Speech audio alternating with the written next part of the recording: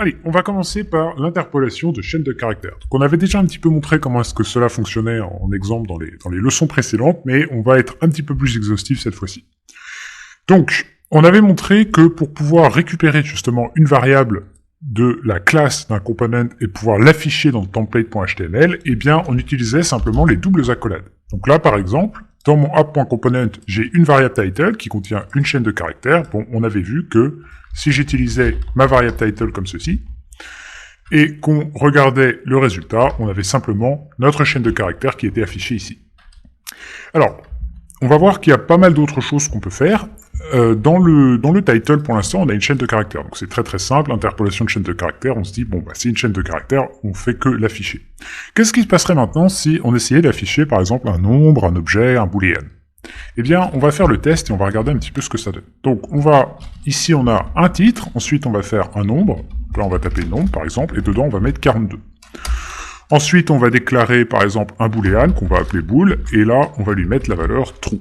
Et on va également faire ça avec un objet, donc par exemple on va déclarer un objet dans lequel on va mettre une clé, et dans cette clé on va mettre une valeur, par exemple une chaîne de caractères. Comme ceci.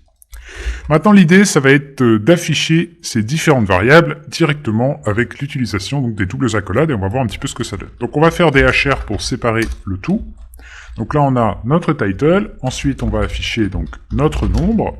On va essayer d'afficher également, notre booléen. Et on va essayer d'afficher notre objet. Comme ceci. Donc, je sauvegarde et on va regarder ce que ça donne. Donc, regardez bien ce qui se passe. On a bien new app 2, donc ça, on avait vu que ça fonctionnait. Là, vous avez vu, pour le nombre, ça fonctionne tout à fait de la même façon, on a 42. Ici, on voit qu'on affiche true, et là, par contre, on voit qu'on affiche object. Donc, on n'a pas exactement ce à quoi on s'attendait. Alors, en fait, ce qui se passe, c'est qu'au moment où Angular va appliquer ces doubles accolades pour essayer d'afficher ce qui est à l'intérieur, eh bien, il va essayer de transformer ce qui est à l'intérieur en chaîne de caractères. Donc ça, c'est ce qu'on appelle l'interpolation en JavaScript, c'est pas quelque chose qui est relatif à Angular, donc on va essayer de convertir, en gros, le contenu de la variable en chaîne de caractères. Donc ce qui se passe, c'est que pour les nombres, c'est très très simple, on va simplement afficher, par exemple, le caractère 4 et le caractère 2. Pas comme étant des nombres, mais comme étant des caractères affichables. Pareil pour le booléen. Pour le booléen, ce qui va se passer, c'est que true va être converti en la chaîne de caractères true. Par contre, pour ce qui est de l'objet, c'est un petit peu plus compliqué, puisque JavaScript ne sait pas du tout comment est-ce qu'on va afficher l'objet. Ce à quoi on s'attend quand on veut afficher un objet.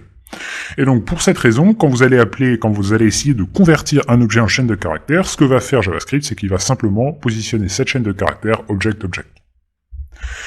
À noter également qu'on peut tout à fait afficher, par contre, la clé d'un objet, à partir du moment où on a en valeur quelque chose qui est transformable en chaîne de caractères. Donc là, je peux simplement utiliser clé, et là, on va avoir valeur qui correspond donc à la valeur de ma clé sur mon objet. Donc voilà ce qu'il faut bien retenir. Ce qu'il faut bien retenir, c'est que à chaque fois qu'on va utiliser ces doubles accolades, ce qui va se passer, c'est que JavaScript va donc essayer de convertir le contenu de la variable en une chaîne de caractères. Et s'il le peut, alors il n'y a aucun problème, ça s'affichera tout à fait correctement, vous n'êtes pas obligé d'afficher uniquement des chaînes de caractères. Alors, à noter ici qu'on a utilisé uniquement des variables qui sont présentes dans notre classe. Mais on peut utiliser en fait n'importe quel type d'expression JavaScript tant que celle-ci est convertissable en chaîne de caractères. Donc là, par exemple, on va supprimer les autres éléments, et ce qu'on va faire au lieu d'afficher directement title, on va afficher par exemple 1 plus 1. Qu'est-ce que vous croyez qu'il va se passer? Ce qui va se passer, c'est qu'en fait, on va additionner 1 plus 1 avec l'opérateur plus. Ici, on va avoir 2 en résultat, et ensuite, ce que va faire JavaScript, c'est qu'il va essayer de convertir le 2 en chaîne de caractères, et aucun problème, on va simplement avoir le caractère 2, et là, vous avez vu, on se retrouve avec le 2, tout simplement. Donc là, vous pouvez faire ça avec n'importe quel type, vous pouvez faire autant d'opérations que vous voulez, tant que le résultat est convertissable en chaîne de caractères. Donc là, par exemple, je pourrais faire test, plus, et là, je pourrais faire espace 1, par exemple. Et bien là, on va simplement concaténer nos deux chaînes de caractères, et on va se retrouver avec test 1. Ce que vous pouvez faire également, c'est invoquer une fonction directement à l'intérieur des accolades. Donc là, par exemple, je pourrais faire une fonction square et je lui passerai par exemple le paramètre 2. Cette fonction square, pour l'instant, elle n'existe pas. Ce qu'on va faire, c'est qu'on va aller la définir à l'intérieur de notre component. Donc là, on va faire une fonction publique. Donc publique, ça veut dire qu'elle est accessible dans le template.html. On y reviendra. On va faire square. Donc là, on définit une fonction exactement comme on définirait une fonction dans n'importe quel type de classe. Cette fonction va prendre un nombre en paramètre, donc on peut le typer d'ailleurs.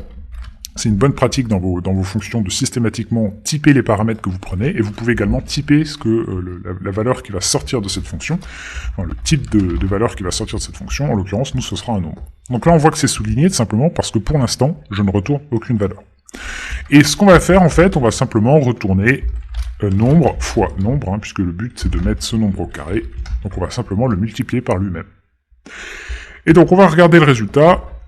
Comme prévu ici, on a 4. Donc ce qui se passe, c'est que au moment où cette expression va être évaluée, eh bien on va invoquer la méthode square. La méthode square va être trouvée dans notre classe. Ici, on lui a passé le paramètre 2. Donc cette fonction va retourner 2 fois 2, 4. Et ensuite, le nombre 4 va être converti en chaîne de caractères 4 et va s'afficher correctement dans le template.